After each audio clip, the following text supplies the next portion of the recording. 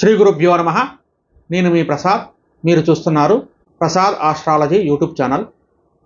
ఈ వీడియోలో మనము శ్రీ విశ్వావసునామ సంవత్సరంలో కందాయ ఫలముల గురించి చూద్దాం. ఈ కందాయ ఫలములు 3 భాగాలుగా ఉంటాయి.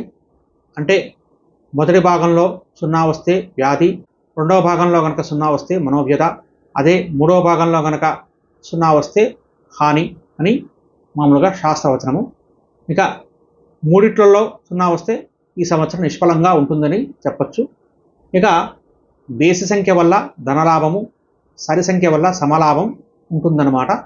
ఒక్కొక్క కందాయ ఫలము 4 నెలలు ఉంటుందన్నమాట.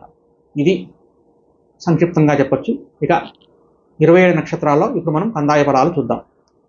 అశ్వని నక్షత్రం, అశ్వనికి 3, 0, 4 అంటే మొదటి 4 నెలలు 3 అంటే బేసి సంఖ్య, అందువల్ల సంపూర్ణమైన ధనలాభము.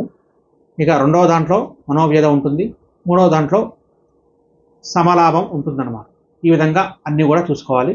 భరణి 6, 1, 1, కృత్తిక 1, 2, 3, రోహిణి 4, 0, 0, మృగశిర 7, 1, 2, ఆరుద్ర 2, 2, 4, పునర్వసు 5, 0, 1, పుష్యమి 0, 1, 3, ఆశ్లేష 3, 2, 0, మక 6, 0, 2, పుబ్బ 1, 1, 4, ఉత్తర 4, 2, 1, హస్త 7, 0, 3, చిత్త 2, 1, 0, స్వాతి 5, 2, 2, విశాఖ 0, 0, 4, అనురాధ 3, 1, 1, జ్యేష్ఠ 6, 2, 3, మూల 1, 0, 0, పూర్వాషాఢ 4, 1, 2, ఉత్తరాషాఢ 7, 2, 4,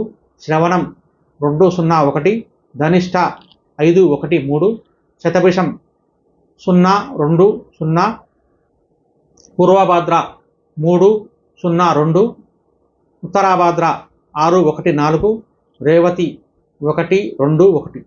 ఇది ఈ విశ్వావసునామ సంవత్సరంలో కందాయ ఫలములు అన్నమాట. ఇది ఈ వీడియో కనుక మీకు నచ్చితే లైక్ చేయండి, షేర్ చేయండి.